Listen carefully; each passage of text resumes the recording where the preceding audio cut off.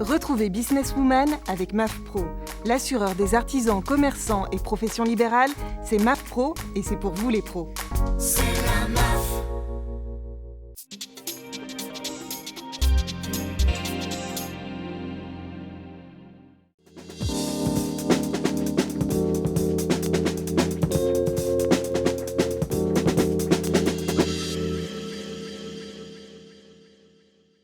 Bonjour à toutes et à tous, bienvenue sur le plateau de Businesswoman, votre rendez-vous incontournable dédié à l'entrepreneuriat au féminin. Je suis ravie de vous accueillir sur Demain TV et sur WeDoBiz.com pour ce numéro consacré au réseautage.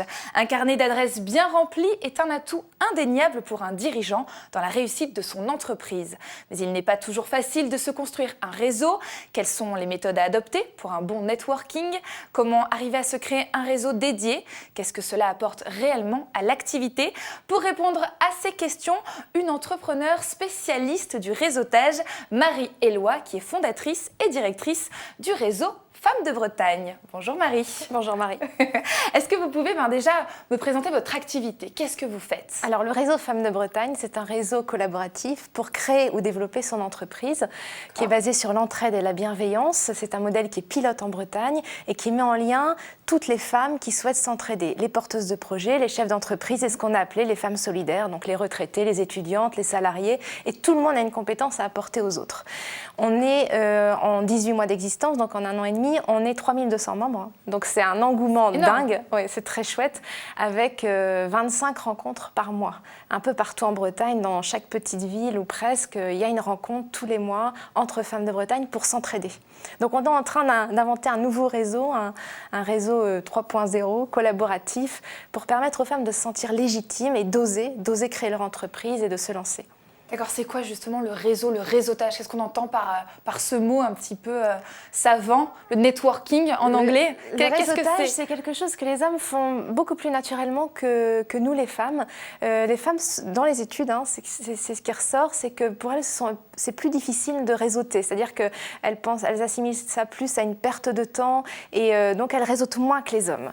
Et du coup, c'est très important de les pousser vers les réseaux, de les inciter à aller dans différents réseaux, notamment des réseaux digitaux, sociaux, etc., mais aussi des réseaux classiques. C'est vraiment important pour elles. Ça leur permettra ensuite de développer leur activité, de nouer des partenariats et surtout de gagner en légitimité, en confiance en elles. Parce que dans les réseaux, elles vont voir d'autres exemples, d'autres femmes qui entreprennent. Elles vont se dire, mais finalement, je ne suis pas si différente d'elles, donc moi aussi, je suis capable de créer mon entreprise, de la développer aussi loin que possible, puisque voilà, les exemples fourmillent autour d'elles. Et c'est très difficile pour les femmes de s'identifier actuellement parce qu'il y a peu d'exemples de femmes chefs d'entreprise, en tout cas en région, c'est assez rare, notamment dans les médias. Dans les médias, il n'y a que 20% de femmes interviewées. Donc, c'est très difficile de prendre un chemin quand la voie n'est pas déjà tracée. Donc nous, avec le réseau Femmes de Bretagne, on travaille sur plusieurs leviers et notamment l'exemplarité, montrer des exemples, rendre visibles les femmes qui sont chefs d'entreprise et du coup les autres peuvent s'identifier. Mais les rendre visibles avec un ton spécial, c'est-à-dire en montrant tel qu'on est vraiment, c'est-à-dire pas que ses forces et ses compétences comme sur des réseaux, sur Viadeo, LinkedIn, on va jamais dire qu'on a eu un divorce ou un échec, qu'on n'a pas trop confiance dans notre projet. Sur Femmes de Bretagne, on se dit tel qu'on est vraiment.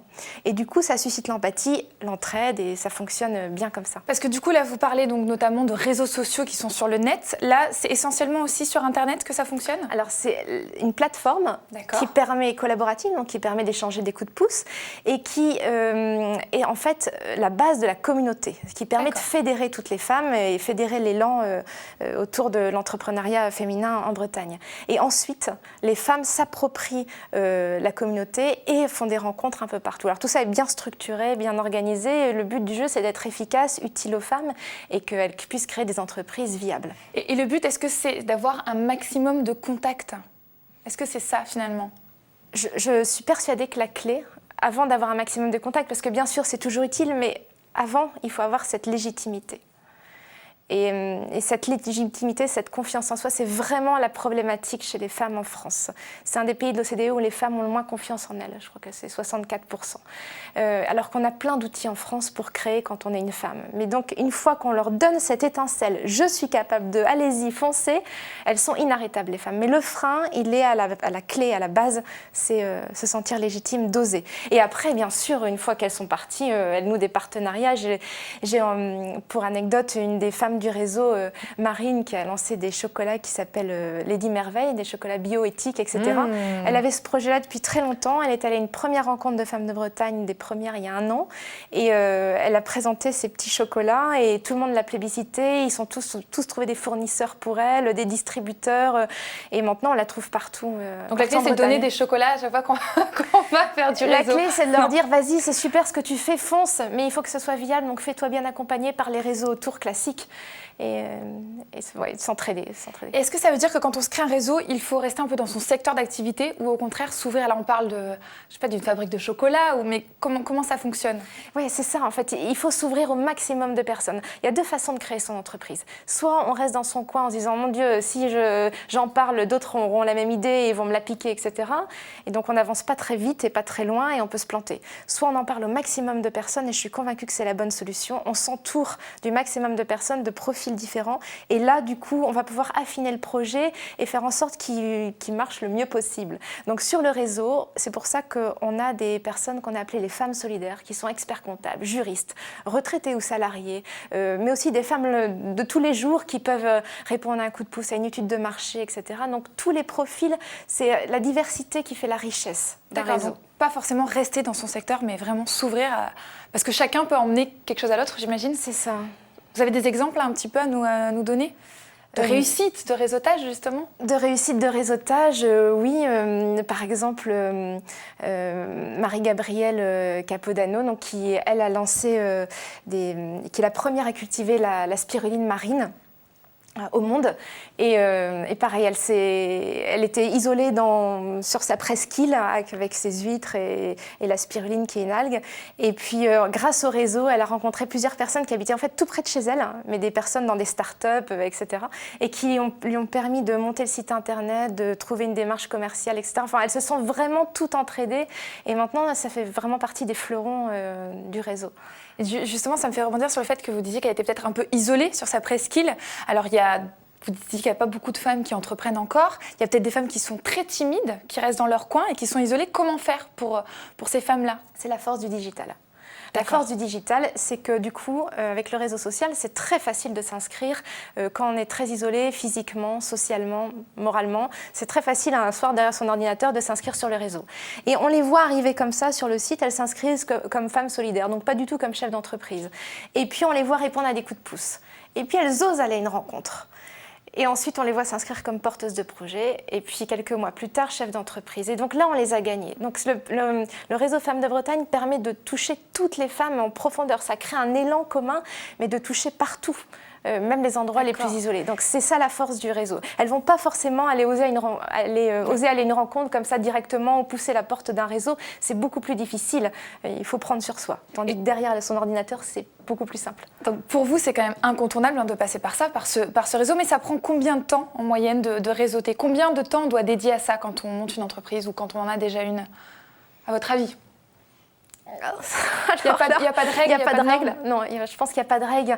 Il y a des filles du réseau qui passent un temps fou sur le réseau, qui accueillent les membres, qui font des rencontres. On a des coordinatrices fabuleuses. On en a une quinzaine sur toute la Bretagne et qui organisent des rencontres, qui vont voir les acteurs, les journalistes, etc., qui sont très, très actives. Et du coup, effectivement, c'est bien également pour leur activité. Il y en a d'autres, elles viennent une fois par mois. C'est vraiment en fonction de ses ambitions, de ses envies, de son emploi du temps, de ses difficultés. Et du coup, selon vous, comment on choisit bien son réseau? Comment le choisir? Parce que je pense qu'il faut être dans plusieurs réseaux. Oui.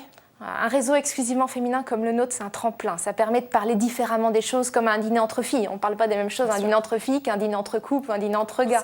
Si un homme qui arrive au milieu d'un dîner entre filles, la conversation ne va pas être tout à fait la même. C'est possible. Donc, un réseau féminin, c'est toujours précieux parce que ça permet d'être authentique. Et après, c'est bien dans les réseaux mixtes. C'est là aussi où se font les affaires. Donc, nous, elles sont souvent dans plusieurs réseaux et on les encourage à aller dans plusieurs réseaux. Et il y a différentes formes de réseaux. Donc là, on parlait du digital, on parlait donc de votre plateforme, mais ça peut se développer différemment, je suppose, par des salons, des rendez-vous, des speed dating, j'en sais rien. Comment c'est ça. En fait, il y a plusieurs, c'est protéiforme, il y a plusieurs formes. Il y a des after-work, des speed dating, il y a des rencontres qui sont extraordinaires où elles sont une cinquantaine autour d'une table. Chacun dit ses besoins, ses compétences. C'est noté sur un tableau. Puis ensuite, elles font des mini-ateliers, puis elles s'entraident, quoi, sur les réseaux sociaux, sur la communication, le marketing. C'est une vraie fourmilière. Ça, c'est vraiment extra. Donc effectivement, tout est bon. Un événement, un salon, et on va lancer une application mobile prochainement qui a été faite gratuitement par les Sentinelles du Web, une agence. Et cette application permettra de localiser les membres du réseau quand vous êtes à un événement ou dans une ville. Donc ça sera assez chouette. Qui fait partie du réseau. Et du coup, tout de suite, on se tutoie entre nous. Donc, ça crée des liens. Ça crée des liens extraordinaires. Vous disiez également qu'il y avait beaucoup de rencontres au sein de votre réseau, c'est-à-dire que vous organisiez des rencontres assez fréquemment. 25 par mois, ce qui est énorme. C'est énorme. Sur 5 départements, c'est énorme. Et qu'est-ce qui se passe dans ces rencontres? Qu'est-ce qu'on y fait? Alors, c'est vraiment lié à la personnalité des membres du groupe. D'accord. À Pontivy ou à Rennes ou Nantes ou Quimper, ce ne sont pas tout à fait les mêmes rencontres. Lors de la première rencontre, elles se disent quels sont les objectifs, sur quoi on veut travailler, comment on souhaite améliorer. Il y a des thématiques à chaque fois. Et après, elles choisissent elles-mêmes comment elles vont travailler. Et en parallèle de ça, on a monté des ateliers. Ça veut dire qu'on pousse les membres du réseau à présenter leurs compétences aux autres, gratuitement. Donc atelier business plan, atelier réseaux sociaux, etc. Et chaque membre, même créativité, développement personnel, et chaque membre a intérêt à présenter ses compétences aux autres. Du coup, elle se fait connaître. Donc c'est aussi du business. Et puis les autres gagnent en compétences gratuitement. On travaille aussi beaucoup avec les autres acteurs de la création d'entreprise, les retraités.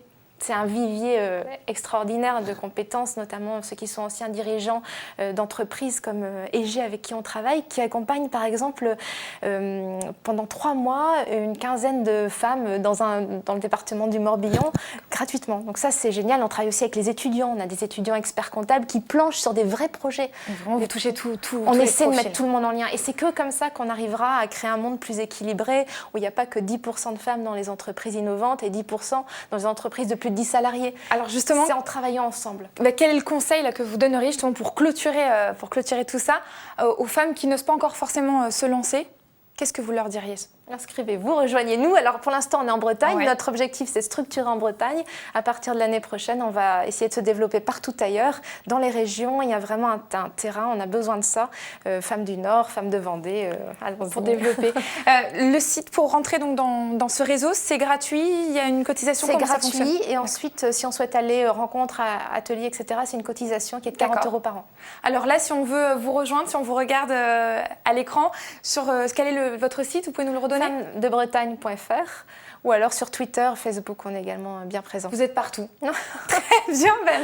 Merci Marie-Éloi d'avoir assisté à cette émission. Merci à vous de nous avoir suivis. Je vous rappelle que vous pouvez retrouver ce numéro de Businesswoman sur demain.fr, mais aussi widoubiz.com et ellesentreprennent.fr. Je vous dis à très vite pour un nouveau numéro de Businesswoman. Soyez au rendez-vous parce que, croyez-moi, les femmes n'ont pas dit leur dernier mot.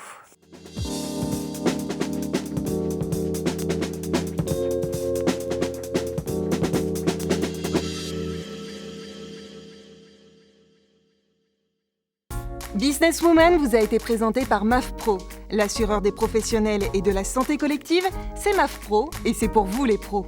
C'est